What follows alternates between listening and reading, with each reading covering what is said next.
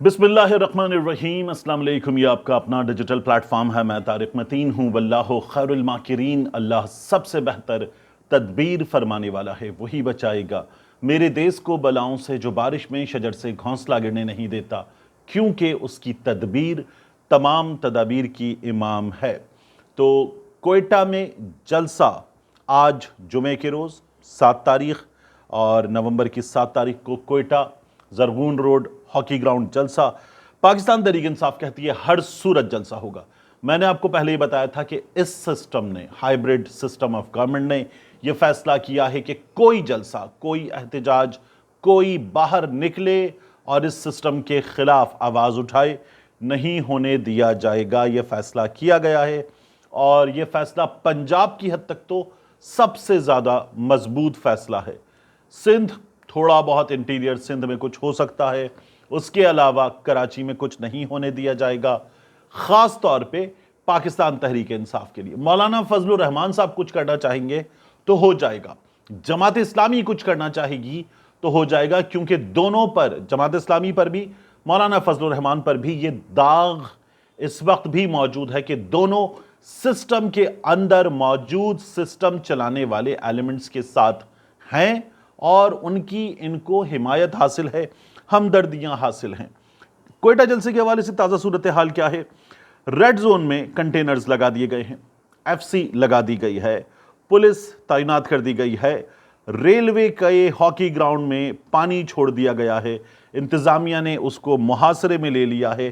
पूरे कोयटा में ये इत्तलात आ रही हैं कि इंटरनेट बंद कर दिया गया है और पाकिस्तान तहरीक इंसाफ के जो जिम्मेदारान हैं उनके घरों के बाहर सादा लिबास में नफरी लगा दी गई है और इस वक्त कई जगहों पर छापे मारकर कुछ लोगों की गिरफ्तारी की भी इत्तलात आ रही हैं।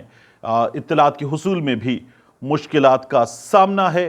तो ये इस वक्त सूरत हाल है और पाकिस्तान तहरीक इंसाफ वाले कहते हैं कुछ हो जाए, इन तमाम तर हालात के बावजूद भी जलसा होगा और हम हर हाल में जलसा करके छोड़ेंगे। तो ये जलसा जो है वो अच्छा खासा पाकिस्तान तहरीक इंसाफ का मुसीबत बन गया है और पाकिस्तान तहरीक इंसाफ के लोग सोशल मीडिया पर पैगाम दे रहे हैं कि पहुंचो जलसागाह, जलसा होगा या नहीं होगा देखते हैं, मगर ये तैयारी है कि जलसा पाकिस्तान तहरीक इंसाफ का हो, हर सूरत हो।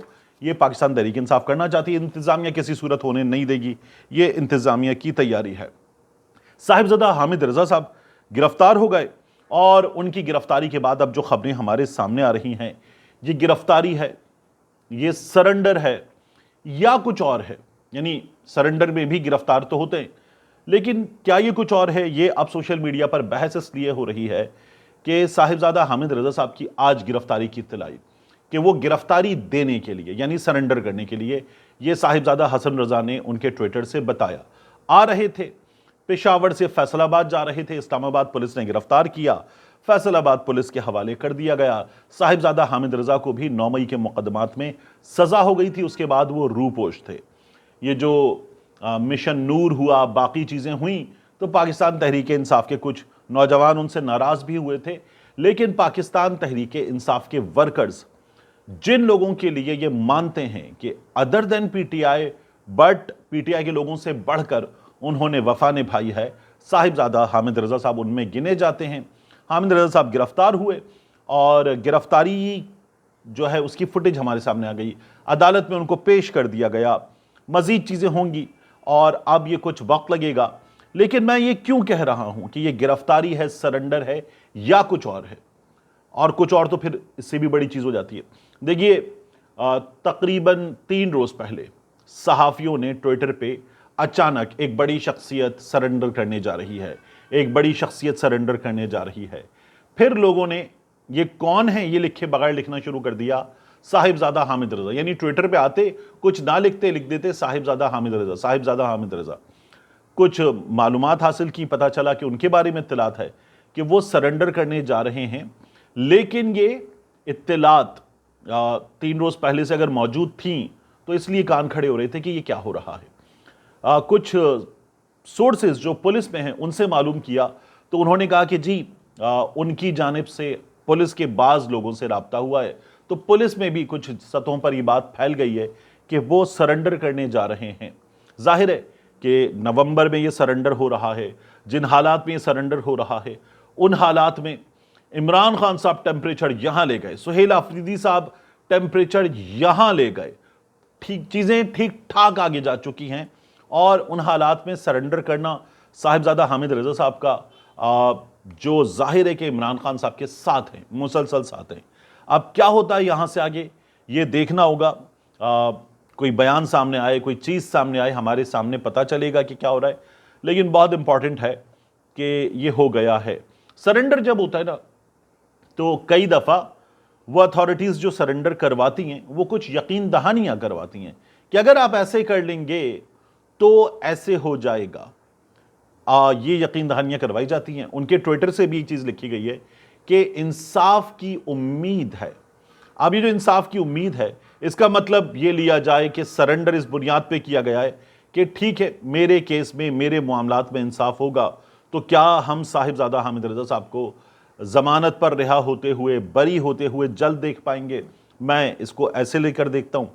اور کیا انہوں نے یہ جو سرنڈر کیا ہے ان سے کہا گیا ہے کہ ٹھیک ہے آپ کا معاملہ اس طرح سے نہیں ہے جس طرح سے پاکستان تحریک انصاف کے لوگوں کا ہے، آپ پاکستان تحریک انصاف کو سپورٹ کرنا چاہتے ہیں کریں، لیکن آپ کو سزا ہو گئی ہے، سرنڈر کریں تو کچھ آگے ہو سکتا ہے۔ کیا ایسا ہوا ہے یہ بھی ہمارے سامنے آ جائے گا، لیکن اندر کچھ اور ہوا ہے وہ زیادہ وقت نہیں لگے گا، سامنے آ جائے گا۔ صاحبزادہ حامد رضا صاحب سے میرا بڑا رابطہ رہتا ہے، بڑا اچھا تعلق ہے، کوئی معاملہ ہو، خبر ہو، کوئی چیز ہو، بات ہوتی ہے فون پر، ڈیٹیلڈ بات ہوتی ہے، وہ پوری تندہی کے ساتھ، پورے خلوص کے ساتھ اس چیز کو ایکسپلین کرتے ہیں، اور وہ یہ کہتے ہیں کہ وہ پاکستان تحریک انصاف کے ساتھ، عمران خان کے ساتھ ان کو درست مانتے ہوئے کھڑے ہوئے ہیں اور کھڑے رہیں گے، وہ یہ بات کرتے رہتے ہیں۔ اب ان کی گرفتاری میرا خیال ہے کہ مہینے بھر میں چیزیں ہمارے سامنے آ جائیں گی، انشاءاللہ کلیئر ہو جائیں گی۔ بلاول بھٹو زرداری صاحب نے کیا کیا؟ بلاول بھٹو زرداری صاحب نے اپنی جماعت کی سینٹرل ایگزیکٹو کمیٹی کے اجلاس کے بعد یہ بتایا کہ بلاول صاحب کو یہ پرمیشن دی گئی ہے پارٹی کے لیڈران کی جانب سے کہ ہم حمایت کر دیں مکمل طور پر آرٹیکل 243 کی، وہ آرٹیکل جو سروسز چیفز کی تعیناتی سے متعلق ہے، اور پھر آرمی چیف صاحب کو فیلڈ مارشل کا عہدہ دے دیا گیا ہے، وہ کانسٹیٹیوشنل اسکیم میں نہیں لکھا ہوا تو اس کو کانسٹیٹیوشنل اسکیم میں لانا ہے۔ بعض لوگوں کا یہ کہنا ہے کہ وہ تاحیات ہوگا اور وہ اس عہدے پر رہیں گے، تو کیا عہدہ یا یہ ٹائٹل تاحیات ہوگا، ٹائٹل تاحیات ہوگا اور وہ عہدے پر رہیں گے اور اب عہدے سے جائیں گے ہی نہیں؟ کیا یہ بات ہے؟ میرا خیال ہے یہ بات درست نہیں ہے اور ہونی بھی نہیں چاہیے۔ مطلب کوئی بھی شخص عہدے پر تاحیات کیسے ہو سکتا ہے؟ یہ شدید انٹرسٹ کا کانفلکٹ ہے، تو یعنی اس کی پیک ہے۔ پھر اس کے بعد فیلڈ مارشل صاحب نے جو انڈیا کو ہم نے جنگ ہرائی اس میں جو کردار ادا کیا، اس کی بنیاد پر یہ کیا جا رہا ہے، تو حکومت جو ہے وہ یہ کرنے جا رہی ہے، کر لیا جائے ٹھیک ہے، لیکن میرا یہ خیال ہے کہ اس عہدے میں جو باتیں ہو رہی ہیں نا کہ وزیر اعظم سے لے لیا جائے، صدر مملکت کو دے دیا جائے پہلے ان کے پاس، میرا یہ خیال ہے کہ یہ اب زیادہ تر طاقتیں فیلڈ مارشل صاحب کے عہدے کے اندر چلی جائیں گی، اور پھر اس کے بعد وہ 5 سال یعنی 2027 میں اس عہدے سے رخصت ہوں گے، یا اس کے بھی بعد یہ ہمارے سامنے آنے میں کچھ وقت لگے گا، لیکن کانسٹیٹیوشنل امینڈمنٹ میں بلاول کہتے ہیں 243 پر ایگریڈ ہیں۔ یہ جو صوبوں کی وسائل کی تقسیم والا معاملہ ہے اس میں ہم ایگری نہیں کرتے، باقی چیزوں میں ایگری نہیں کرتے، اور یہ جو کانسٹیٹیوشنل کورٹ ہے اس پر بلاول کی جماعت کا بھی موقف پوری طرح سے ہمارے سامنے نہیں آیا ہے۔ ججز ٹرانسفر پر میرا خیال ہے کہ بلاول کی جماعت ذرا سی تھوڑی سی مزاحمت دکھا سکتی ہے کہ یہ نہ کیا جائے، لیکن یہ بھی ہوگا۔ اور اس کے علاوہ خبر یہ آ رہی ہے کہ جج امین الدین صاحب کو روکا جائے گا۔ منیب فاروق صاحب، اب آپ دیکھیں نا، میں کہتا ہوں یہ امینڈمنٹ کس کی ہے، کیونکہ اس پر کام محسن نقوی کر رہے ہیں، اس کے لیے راہ ہموار کرنے کا کام کر رہے ہیں فیصل واوڈا، اس کی خبریں دے رہے ہیں منیب فاروق صاحب، تو پھر یہ کانسٹیٹیوشنل امینڈمنٹ کس کی ہے؟ تو منیب فاروق صاحب نے خبر دی ہے کہ 9 رکنی ہوگی آئینی عدالت، اور 9 رکنی آئینی عدالت کے سربراہ ہوں گے امین الدین خان صاحب، اور یہ بھی انہوں نے بتا دیا ہے کہ اس کے ججز کی ریٹائرمنٹ کی عمر ہوگی 70 سال۔ سپریم کورٹ آف پاکستان کے جج صاحبان کو انتہائی طور پر نیچا دکھانے والا یہ کام ہے، میری رائے ہے انتہائی نیچا دکھانے والا کام ہے۔ میں کسی بھی طور پر اس کو ایک کانسٹیٹیوشنل کوڈ کے طور پر نہیں دیکھتا، یہ سسٹم پر کیپچر ہے، مزید کیپچر کرنے والا کام ہے۔ اور اس کے علاوہ یہ بھی ہو سکتا ہے کہ بعض لوگوں نے خبر دی کہ نیا حلف ہو سکتا ہے جج صاحبان کا، اور نئے حلف پر جو لوگ راضی نہ ہوں انہیں جانا پڑے، بات یہاں تک جا سکتی ہے۔ بہرحال یہ ابھی دیکھنے کی چیز ہے۔ پاکستان پیپلز پارٹی جو این ایف سی کے معاملے پر پہلے ہی بات ہو رہی تھی کہ کچھ کروا سکتی ہے تو شاید کروا لے، باقی نہیں ہوتا۔ ان حالات میں سب سے زیادہ امپورٹنٹ پاکستان میں جو سب سے بڑا سوال ہے کہ عمران خان صاحب جیل میں ہیں، کب باہر آئیں گے، تو اس پر کچھ صحافیوں نے کچھ تبصرہ تجزیہ کیا۔